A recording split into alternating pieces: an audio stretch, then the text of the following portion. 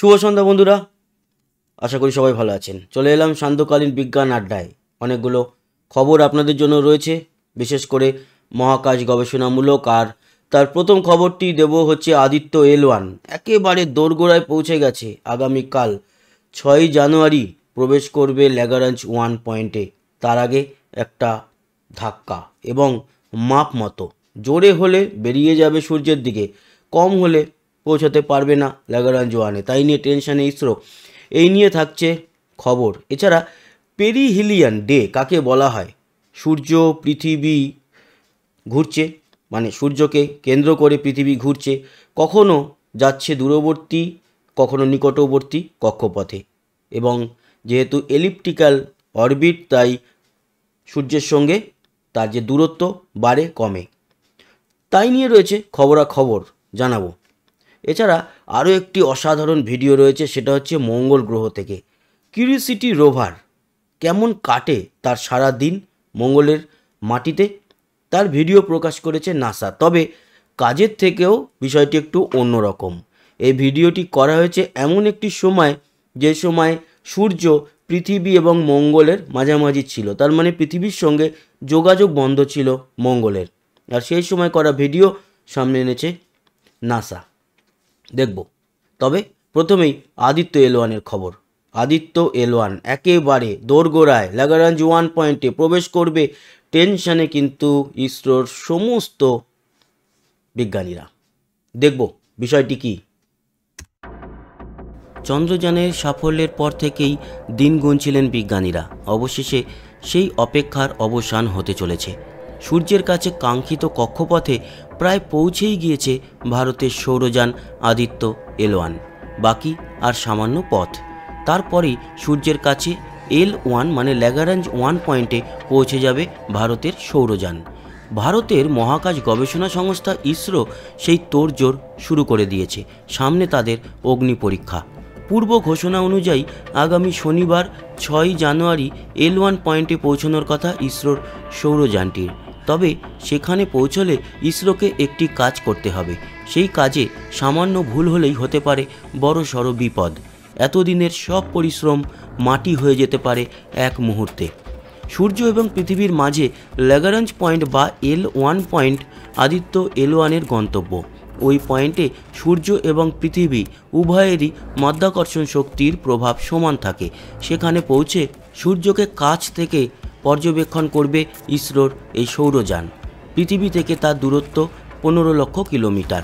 সূর্য সম্পর্কে অনেক অজানা তথ্য এর ফলে জানা যাবে বলে আশাবাদী বিজ্ঞানীরা। ইসরোর চেয়ারম্যান এস সোমনাথ জানিয়েছেন, আদিত্য L1-এর যাত্রার সবচেয়ে গুরুত্বপূর্ণ এবং সূক্ষ্ম ধাপ অপেক্ষা করে আছে L1 পয়েন্টে। সেখানে পৌঁছালে ইসরোকে ফায়ার করতে হবে, অর্থাৎ সৌরযানটিকে ধাক্কা দিতে হবে। তবে তা অত্যন্ত সাবধানে এবং মেপে মেপে। পরিমাপে এক চুল গোলমাল হলেই বিজ্ঞানীদের নিয়ন্ত্রণ ছাড়িয়ে বেরিয়ে যেতে পারে আদিত্য L1। সেক্ষেত্রে সূর্যের দিকে আরও এগিয়ে যাবে সৌরযানটি এবং একসময় তা ধ্বংস হয়ে যাবে। ইসরোর আর কিছুই করার থাকবে না। শনিবার বিকেল 4টে নাগাদ ওই শেষ মুহূর্তে চূড়ান্ত ফায়ার করবে ইসরো। সেটাই এখন তাদের অগ্নি পরীক্ষা। মাপ অনুযায়ী সঠিক ধাক্কা দিয়ে সৌরযানটিকে নির্দিষ্ট কক্ষপথে বসিয়ে দেবেন বিজ্ঞানীরা। তারপর শুরু হবে তার পেলোডগুলির কাজ। গত 2রা সেপ্টেম্বর অন্ধ্রপ্রদেশের শ্রীহরিকোটার সতীশ ধাওয়ান মহাকাশ গবেষণা কেন্দ্র থেকে সূর্যের উদ্দেশ্যে পাড়ি দিয়েছিল আদিত্য L1।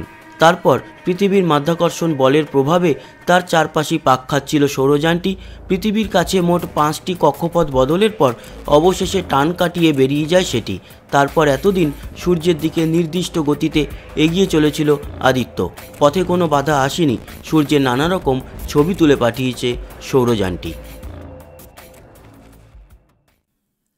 তো আশা করছি আদিত্য L1 একেবারেই ঠিকঠাক কক্ষপথে পৌঁছে যাবে, মানে হ্যালো কক্ষপথ ল্যাগ্রাঞ্জ 1-এ।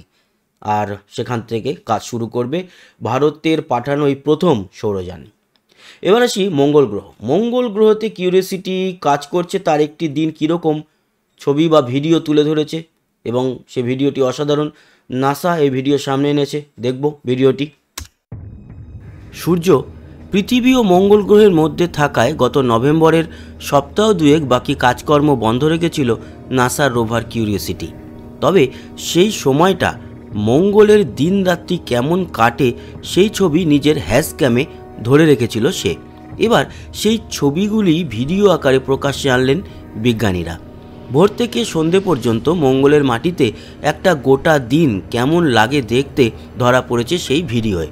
পৃথিবী ও মঙ্গলের মাঝামাঝি সূর্যের এই অবস্থানকে জ্যোতির্বিজ্ঞানের পরিভাষায় বলা হয় মাস সোলার কনজাংশন। এই সময়টা সাধারণভাবে রোভারের ছুটি, কারণ সোজা করে বললে সূর্যের এমন অবস্থান রেডিও তরঙ্গের চলাচলে বাধা তৈরি করে। তাই যতক্ষণ পর্যন্ত সূর্য পৃথিবী ও মঙ্গলের মধ্যে থাকে ততক্ষণ পর্যন্ত বিজ্ঞানীরা রোভার কিউরিওসিটি হোক বা পারসিভিয়ারেন্স কোনো কাজের নির্দেশ তাদের পাঠান না। অর্থাৎ মঙ্গল গ্রহের আনাচে কানাচে ঘুরে ঘুরে কাজ করতে পারে না সে।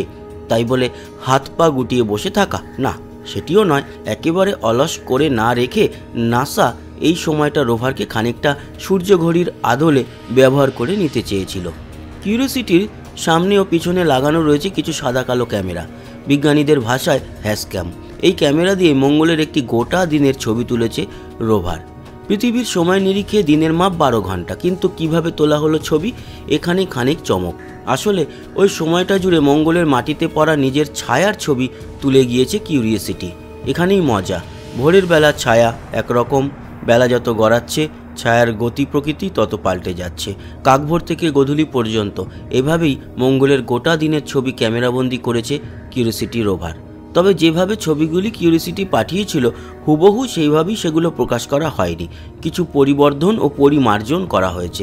তারপরেই ভিডিও, তা নিয়ে এর মধ্যেই তুমুল হইচই পড়ে গিয়েছে বিজ্ঞান মহলে।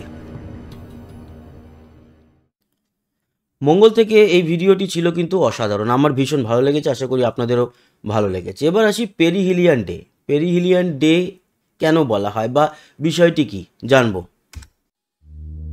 প্রেম হোক বা বন্ধুত্ব, সম্পর্ক কখনো একরকম থাকে না। কখন দুজন মানুষের নৈকট্য বাড়বে, আবার কখন তারা পরস্পরের থেকে বহু দূরে চলে যাবে, তা হিসেব কষে বলা অসম্ভব। কিন্তু মহাজাগতিক সম্পর্ক এত অনিশ্চিত নয়, এখানে সবই অঙ্ক মেনে হয়। যেমন সূর্য ও পৃথিবী। জুলাই মাসে সৌরজগতের কর্তার সঙ্গে আমাদের নীল গ্রহের দূরত্ব থাকে সর্বাধিক, আর 3রা জানুয়ারি তাদের দূরত্ব থাকে সবচেয়ে কম। বুধবারই ছিল সেই দিন। এদিনই সবচেয়ে কাছাকাছি এসছিল সূর্য ও পৃথিবী। এই দিনটির নাম পেরিহিলিয়ান ডে তথা অনুসুর দিবস, আর এই অবস্থানকে বলা হয় অনুসুর অবস্থান। এদিন পৃথিবী থেকে সূর্যের দূরত্ব ছিল প্রায় 14,70,00,000 কিলোমিটার। স্বাভাবিকভাবেই প্রশ্ন উঠছে, আকাশের দিকে তাকালে কি এই অনুসুর অবস্থান বোঝা সম্ভব? উত্তর হলো না। তবে ভালো করে লক্ষ্য করলে সূর্যকে অপেক্ষাকৃত বড় বলে মনে হবে। এদিকে একইভাবে 4 জুলাই এই দূরত্ব হয় সর্বাধিক, যাকে বলা হয় অপসুর অবস্থান। উল্লেখ্য, রাতের আকাশের জন্য আকাশপ্রেমীদের আগামী কয়েকদিন খুব গুরুত্বপূর্ণ। 12 জানুয়ারি পর্যন্ত দেখা যাবে উল্কাবৃষ্টি, যা সর্বোচ্চ পর্যায়ে ছিল 4 জানুয়ারি। তাহলে বুঝলেন যে পেরিহিলিয়ান ডে কাকে বলে। আপনাদের আরও একটা পরবর্তী ভিডিওতে জানাবো বা দেখাবো, বিষয়টা বোঝাবো আপনাদেরকে। আমরা ভারতবাসীরা মনে করি, অনেকেই মনে করি যে সূর্য যখন পৃথিবী থেকে দূরে চলে যায় তখন বোধহয় আমাদের এখানে ঠান্ডা হয়, এবং যখন কাছে আসে তখন গরম পড়ে। বিষয়টি কিন্তু তা নয়, বিষয়টি উল্টো। আসলে এই কনসেপ্টটা এসছে যেহেতু কোথাও আগুন জ্বললে আমরা তার কাছাকাছি বসলে গরম লাগে, তাপটা বেশি পাই, এবং দূরে গেলে তাপটা কমে যায় আমাদের শরীর থেকে। সেই যে ব্যাপারটা, সেটাকেই আমরা অনুধাবন করে মনে করি যে সূর্য যখন আমাদের থেকে দূরে যায় তখন আমাদের এখানে ঠান্ডা পড়ে, যখন কাছে আসে তখন গরম পড়ে। বিষয়টা একেবারেই তা নয়, বরঞ্চ উল্টোটা। পৃথিবী যখন খুব কাছে থাকে সূর্যের, তখন আমাদের ভারতবর্ষে, শুধু ভারতবর্ষ নয়, নক্ষত্ররেখার নিরক্ষরেখার উত্তরে থাকা দেশগুলোতে ঠান্ডা পড়ে, আবার দক্ষিণে গরম। কেন হয় বিষয়টি নিয়ে আগামী ভিডিওতে আসবো। আপাতত আজকের আলোচনা কেমন লাগলো জানাতে ভুলবেন না। সঙ্গে থাকবেন, সাবস্ক্রাইব করে লাইক শেয়ার অবশ্যই করবেন, কমেন্ট বক্সে আপনার মতামত জানাবেন। আসি আবার দেখা হবে, সবাই ভালো থাকবেন, সুস্থ থাকবেন, টাটা।